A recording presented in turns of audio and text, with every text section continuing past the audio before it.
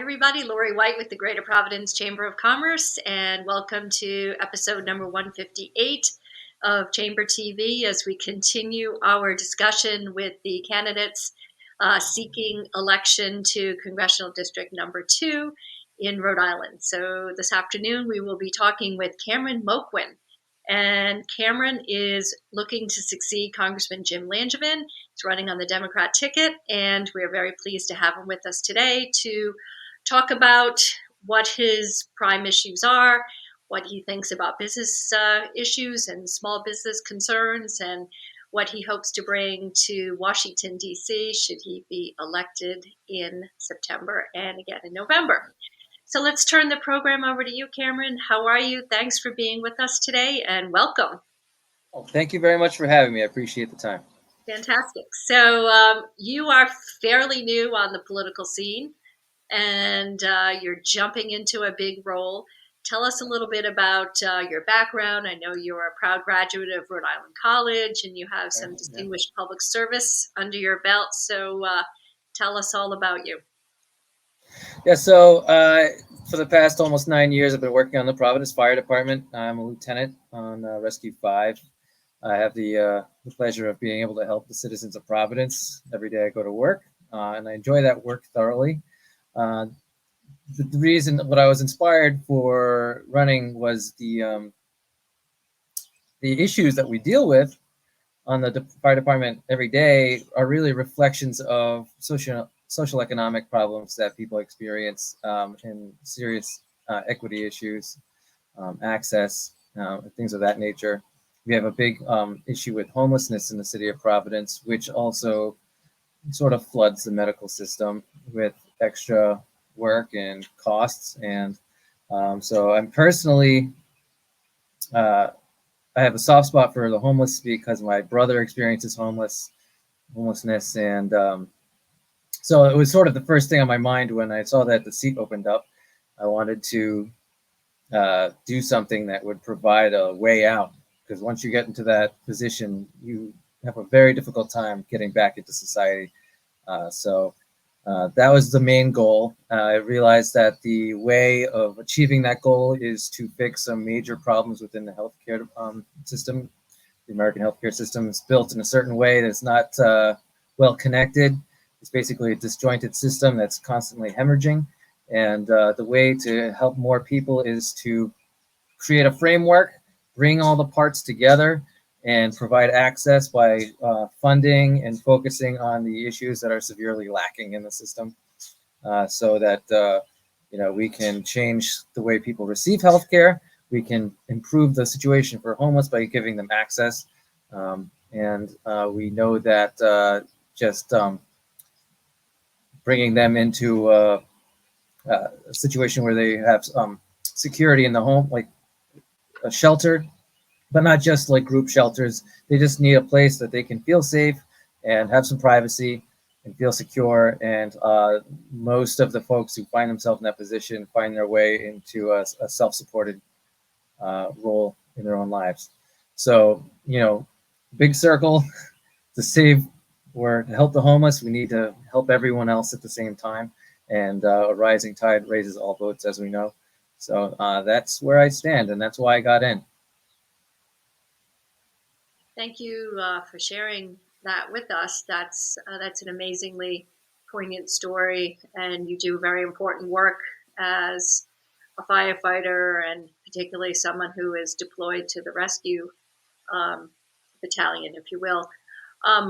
Before we, I want to pick up on the themes that you've raised around what you're seeing in the mental health community and the homeless community, but I want to go back to your day job and some of the experiences potentially that you have and what you've witnessed, and how that really has informed your work, and how you would bring a sensitivity in some of the things that you've seen. No doubt, very, very difficult, very challenging. The fact that really inspired you to think about a role as a member of Congress, you really must have a special place in your heart for what you've experienced. I would agree with you on that. I would say most of the runs that we are on, it's people have a similar story, and everybody's different. Everybody's lives are different, and what brought them there um, vary. But uh, the common denominator is that they're trying their hardest, and they're doing the very best that they can with what they've got, where they started from, and what they've got in front of them. And I literally say this all the time. And before I knew that the seat was opening up, was that I wish I could write a law to change the way things are for you, because nothing's going to change this way. I can take you to the emergency room right now, but they're not going to be able to solve your problem, unfortunately. You know that the reason why a lot of people are going to the emergency room is because they have no other way to deal with the situations that they're in. A lot of times they are medical, sometimes they're not medical, but they're social, but then it kind of manifests as a medical issue. But what ends up happening is these people, they'll go to the emergency room, and the emergency room is there to make sure you're not going to die. And then they'll refer you to a specialist. Occasionally they'll write a script and send you on your way, but they will just make sure that you're okay enough. And then they will just discharge you, because they're not in the business of doing primary care. They're in the business of doing emergency care. And a lot of folks don't know or have access to primary care or urgent care. Just the other day, I picked somebody up to go to the emergency room because they had a fever. And this is common. And I said, well, do you have another way getting to a doctor? And they're like, well, I don't have a car, and my mom's at work, and et cetera. There's always an explanation or a reason, but people are in a tight spot. And I get it, because I've seen so much of it. And within my own family, I see that things can get bad, and once they get to that point where there's no escape, you lose hopelessness, you lose hope, and you start to think, things can't get better, and then and there's no way. Everything you do to try to get yourself out of that position just seems to put you further down. So. Between that personal experience, watching that happen to a family member, and seeing it every day in the street, you've got people who do have mental health issues that are unchecked, and they do have substance abuse issues, but a lot of these things would be solved, and we've seen this happen because we know that when you put somebody in a place where they feel secure and they don't need to worry about survival, they quit using, or at least significantly reduce using substances of abuse, and they start doing well for themselves, just because they just have that one step ahead that they can't get by themselves. We'll transition to a deeper discussion of some of the issues facing Congress, but before we get there, just wanted to ask additional context question around your role as a healthcare professional. If you were to sort of give us a sense of the proportion of runs that you're on where the issue is substance abuse, mental health, homelessness versus, what we might view as a more traditional medical emergency, such as, a heart attack or a stroke. Do you see those numbers? Have you seen those numbers shift, or the percentage of numbers shift in the 12 years that you've been on the rescue team? So, almost 9 years on the fire department. I worked on rescue a little bit less than that, but so as far as the numbers go, I don't have like a fact sheet in front of me, so I can't confidently quote you a number. I can say that a significant percentage, I want to say, I don't want to put an actual number out there for just for facts. I want to make sure I'm accurate, but it's it's a lot, and then that's why we end up having mutual aid rescues coming into the city for things like intoxicated male on the ground or something like that. It happens a lot more than you would think, and there are some days where you get nothing but what I call a serious run, where you're there, you show up, and there's something seriously wrong. But I would say more often than not, confidently, more often than not, we are doing work that would be better handled by staying at home and taking Tylenol, or calling the doctor, going to CVS, things like that that are easily handled, but people just don't know any better, or they don't have access or the cash to handle it themselves. So to build on that, let's talk about some of the other issues that you see being important to Rhode Islanders seeking representation in Congress. So in addition to the mental health crisis, what else is on your the top of your agenda? Okay, well, so generally progressive leaning issues. I wouldn't say I'm edgy enough to go all the way progressive. I think I like the police too much in the city of Providence for most progressives to say they want to sign off on my name, because I work with them. I think it's a great police department in Providence, and very diverse and modern. So, that's something we can be proud of. But beyond that, environmental issues, obviously very important right now. We've got the climate change that is, it's getting into our backyard now. So we need to continue to prepare and learn to adapt.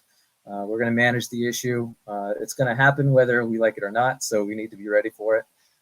We should be just generally good stewards of the environment, and find ways of getting around using these disposable single-use plastics, many of which, even though they say they're recyclable and they go to a recycling plant, a lot of them don't actually end up being recycled in a way that we would think of as being valuable. So that's a big deal for me. Just general environmentalism, LGBTQ rights, representation. I want everybody to have the equity and freedom of expression that they deserve. Black Lives Matter, I believe, is a great organization, and that they deserve to be listened to and taken seriously. And there is a way to appreciate the work of the police and the work of Black Lives Matter. And it's just a matter of coming to the table and finding out the better way to do things. So that's part of the mental health issue, just coming back into that. We need to have clinicians on board with the police departments, and we need to have a bigger budget for that. Absolutely. Beyond that,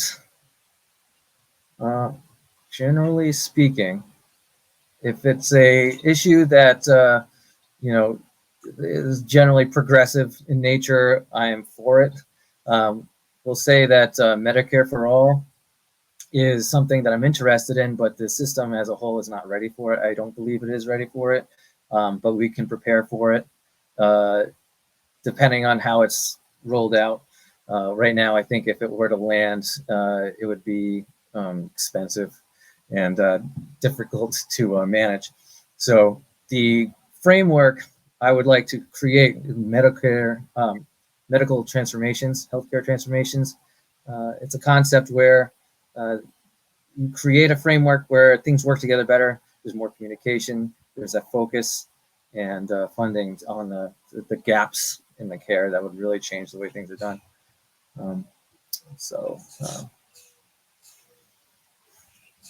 That covers the meat and potatoes of it. There are a lot of issues I do care a lot about, and I think that they are reasonable. Anything that would be considered like a reasonable issue or cause, usually social justice oriented, I am definitely for. Do you sense, Cameron, that there's any difference between what's happening in the first congressional district in Rhode Island versus the second congressional district? Do you think the issues are the same? Do you think the points of view of the constituents are substantially similar? I would say that the second district is more heavily unaffiliated, and in that way, there's certainly a lot of, I would say, probably more or borderline more Republicans. It's a little bit more spaced out, and you've got a lot more of rural concerns, but it certainly is like similar enough. We're all Rhode Islanders. We have basically the same viewpoints on a lot of things. I mean, everybody's got your your red and blue faction, but I think it's a matter of like how would you see the same issue playing out one district versus another. I think it's much easier to say that we need to reform the police department in the first district than it is in the second district, but I don't think it's impossible to get across. I think that there are plenty of people willing to listen as long as it's reasonable, because most people are reasonable. And I think that if there's a good way to do something, people are going to listen. Tell us a little bit about your campaign and what, where you've been, some of the people that you've met.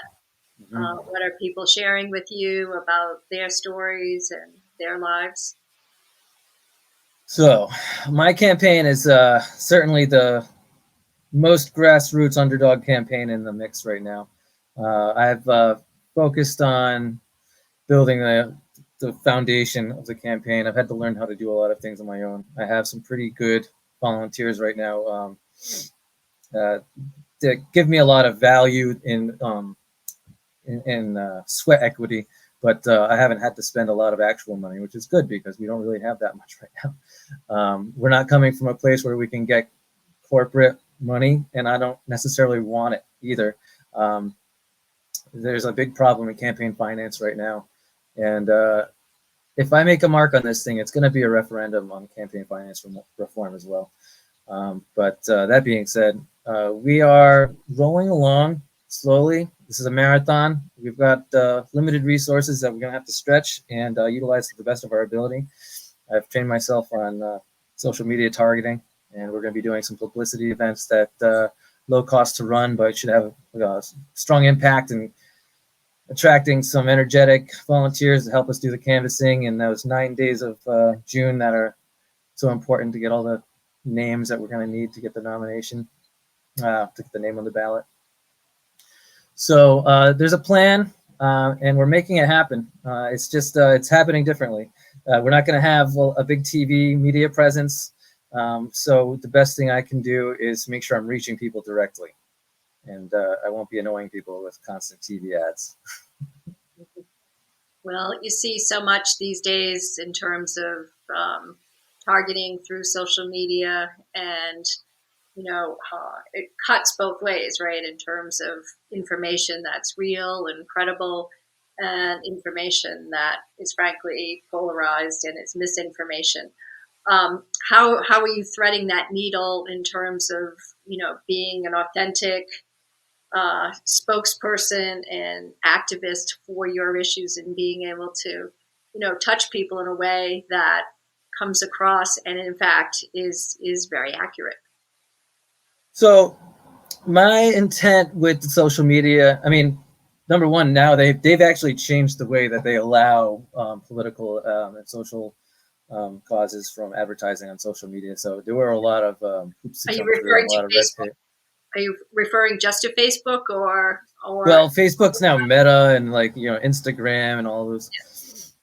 So a lot of it's under that umbrella. And yeah, it has become a lot more difficult to get in there. But now that I've gotten to that point, I feel pretty confident that I'll be able to utilize it to the best of its ability. I'm not going to be putting attack claims, or I'm not going to be pushing real hot button topics that are going to inflame people's emotions. I just want to show that I am authentic and that I do care about the issues that I'm really passionate about. So the marketing is going to be based on this is what I'm about. If you like it, you can click on the link, and hopefully I can get enough people that way between that and the publicity events that we're planning. But I found that actually it's a pretty good value in terms of dollar per click that we get from that. So I've done some experimenting with that, and I have some graphic design and some video stuff in production right now. So once that all gets laid out, I'll have something to send out in a little bit more quantity than what I've started with.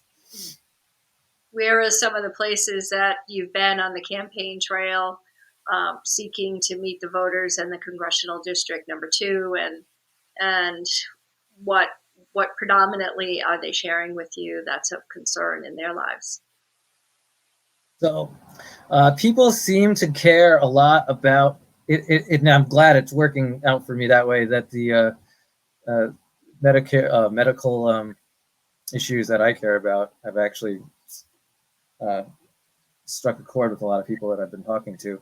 Um, Down in South County, they've got just as many problems as you have in Providence that just no one talks about, because you think South County, you got your beaches, it's all woods, but there's a lot of people there that are suffering just as badly as you know, they think in South County, they think Providence is like a third world country, but it's nothing like that at all. We've got most wonderful people in the world in the city of Providence. And I think it's like, you know, a matter of communication and exposure. But in South County, they've got the same issues. It's the same group of topics. You've got homelessness, substance abuse, um, and misuse of medical resources. And so that is an issue. And people care a lot more about, obviously, agricultural issues down there. And you've got zoning concerns and corporate entities trying to move in and change the way the landscape is going to look and feel. And so, you know, these are issues that I care about, and I know the people in the second district care about.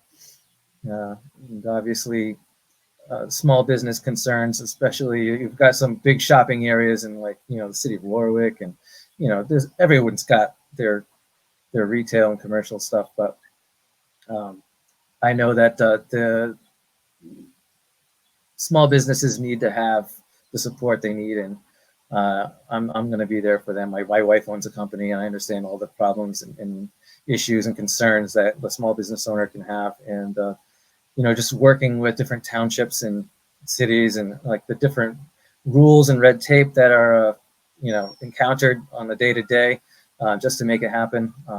Providing for the employees everything that you can, giving good health care, and you know, competitive pay.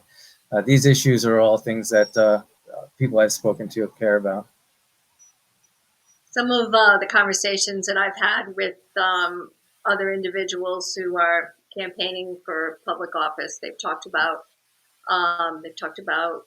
public education and some of the concerns around that, also around childcare, childcare subsidies, childcare supports, Yep. and around ways to mitigate the rising cost of inflation and some of the concerns that business professionals are feeling in that, particularly with the supply chain.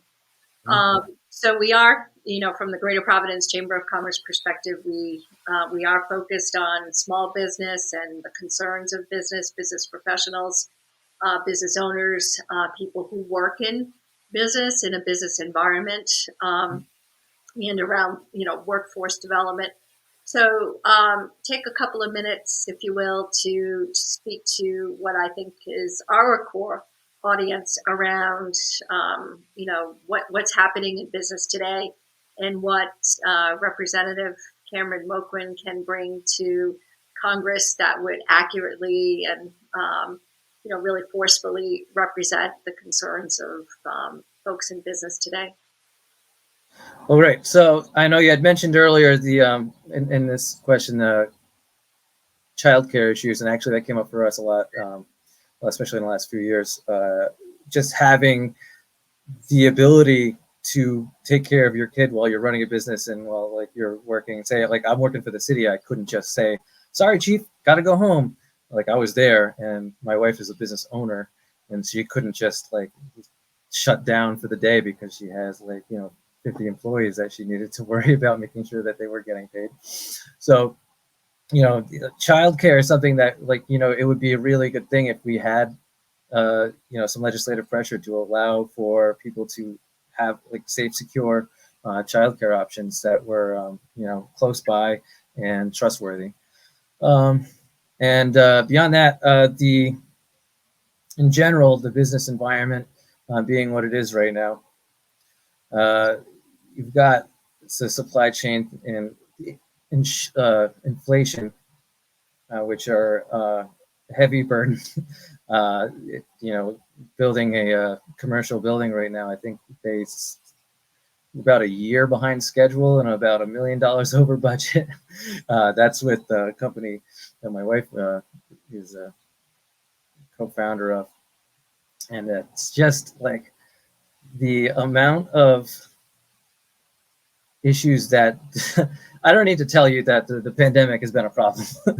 But right now, I think what we need to do is make sure that small businesses can remain competitive in the state of Rhode Island, because, you know, things are so difficult. Things cost a lot more, and the, you know, price of insurance and compensation is going up. People need to be compensated a lot more than they did before because, you know, they've you know, had so much time off with a certain amount of money not to do anything, and now you've got businesses struggling to stay afloat because they need to hire people who don't want to work for less than a certain amount. So, you know, we need to find a way to subsidize or provide the ability for small businesses to remain competitive and to be attractive to quality employment. Yeah, certainly a very big issue for folks in business today. You know, the workforce issues, which you point out correctly. There are a couple of things that we see happening there. The inability to retain and recruit individuals who are skilled in the jobs that are being created today. Very, very challenging situation. Also, there's a great need and desire to bring in diverse perspectives, diverse workforce, and being able to have sufficient numbers in the pipeline. And also the issue, as you point out, around childcare and the ability for families to access quality childcare that's affordable, and you know, on those terms, make it very difficult for both employers and employees to get back into the workforce and to be able to you know, sort of resume life as we once knew it, which of course is probably an oxymoron at this point. But you know, these are, you've touched on some of the many challenges that folks in business, you know, are articulating today. I'm wondering, is that an area that you would like to focus on in terms of your committee service? Should you be elected to Congress, what kinds of committee assignments would you seek out? So certainly, absolutely would like to sit on committees like appropriations and things where like you've got, you know, power of the purse in front of you, and these are difficult, I think, to get onto, but it's one of those things that would be squeaky wheel in order to get onto it. I mean, personally, I definitely would stand for small businesses in legislative capacity, and do everything I can to get on committees that would help. Being somebody from more of a healthcare oriented background, I have more of an understanding of how those particular policies work on street level. In terms of business, I would be willing to listen to and research more on how I could be most useful, because I understand how important it is in the state of Rhode Island as a whole, and to all the individual small business and small business owners. I'm not going to say I'm an expert on the subject, but I have experience just from having, you know, I'm working on some data right now for my wife's company just to find out how much more we can pay our employees. You know, I have some idea of how it all works, but it's not my my main subject. But I'm a quick study, and I love to research, and I'm very I'm a big proponent of supporting small business. Fantastic. Well, a shout out to your wife for starting a company and having a company with 50 employees. That's very substantial and certainly not an easy thing in today's environment. So separately, let me just say, you know, congratulations to her and to you. And you know, based on that, it's apparent that you have a great deal of sensitivity for, you know, a wide variety of issues, whether it be around the healthcare space, the small business space, the environment, and other aspects. So we have reached the end of our time together, but I do want to give you an opportunity just to sum up. And is there anything that we've missed? Anything you want to add in terms of putting forth any thoughts and ideas to leave our audience today? Well, I think we've struck on most of the important issues that I stand for. I think that if I want to leave people with one thing, it's that I really do care passionately about what I stand for. And so if uh, if I make a mark on this thing, it really is going to be a testament to the issues that matter to me and to the people of Rhode Island. And it will also be a referendum on campaign finance reform because I'll be the only one that's not taking big money. But that being said, I do appreciate your time, and it's been a pleasure. Thank you so much, Cameron. And from a chamber perspective, we're always, very much admiring individuals who, respond to the need for public service and throw their hat in the ring and say, yeah, I'm gonna run. I'm gonna try to make a difference. I'm gonna set an example for others to perhaps consider public service as well. So we are so thankful and so appreciative to you for taking the time to be with us today to tell us about yourself and about your campaign and about your wife's business and of course about some of the truly serious issues you see on a day-to-day basis as a member of the Providence rescue crew. So thank you for your service in that respect, and we wish you well and stay safe. Thank you so much.